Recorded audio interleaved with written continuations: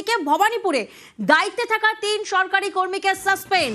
3 সরকারি কর্মীকে সাসপেন্ড করলো কমিশন। আরো একবার আপনাদেরকে জানাবো, ভবানীপুরে দায়িত্বে থাকা 3 সরকারি কর্মীকে সাসপেন্ড করলো নির্বাচন কমিশন। কিন্তু কোন গ্রাউন্ডে এই সাসপেনশন?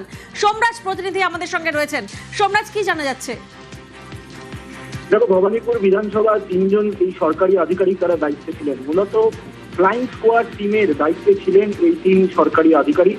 কিন্তু কলকাতা দক্ষিণের ডিস্ট্রিক্ট ইলেকশন অফিসার যে রিপোর্ট দিয়েছেন নির্বাচন কমিশনকে, সেখানে দেখা যাচ্ছে তারা ফ্লাইং স্কোয়াড টিমে থাকলেও যে দায়িত্ব তাদের পালনের কথা ছিল সেই দায়িত্ব তারা পালন করেননি, অর্থাৎ দায়িত্ব পালনে ব্যস্ত হয়েছেন। এবং সেই কারণে ভবানীপুর বিধানসভার ফ্লাইং স্কোয়াড টিমে থাকা 3 সরকারি আধিকারিককে সাসপেন্ড করলো নির্বাচন কমিশন এবং তাদের বিরুদ্ধে বিভাগীয় তদন্ত শুরু করতে বলা হলো।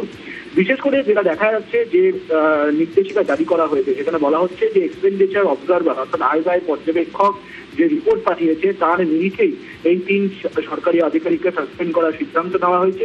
3 জনই রাজ্য সরকারের কর্মচারী বলেই কমিশন সূত্রে খবর। বেশ।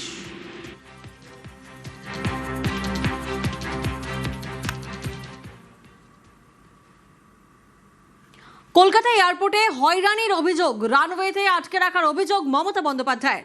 হেমন্ত সোরেনের কপ্টারও আটকানোর অভিযোগ, চক্রান্তের অভিযোগে সরব মমতা বন্দ্যোপাধ্যায়।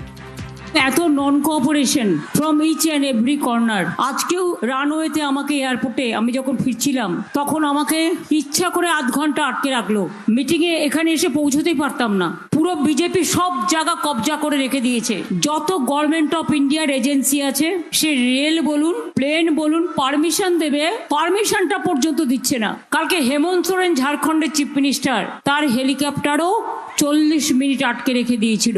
আর ওরা জানে যে কোনো রাজ্যে চিফ মিনিস্টার অলওয়েজ প্রায়োরিটি পায়। ভুলে গেছে কয়েকটা সিভিল এভিয়েশনের লোক, তারা আগেও অনেক চক্রান্ত করেছে, এখনো করছে। আমি এখানে দাঁড়িয়ে বলে যাই, 2 দিন বাদে বিজেপি চলে যাবে, তখন কিন্তু মনে রাখবে আমাদের সাথেই তোমাদের থাকতে হবে। তোমরা আমার খারাপ চাও, আমি তোমাদের খারাপ চাই না।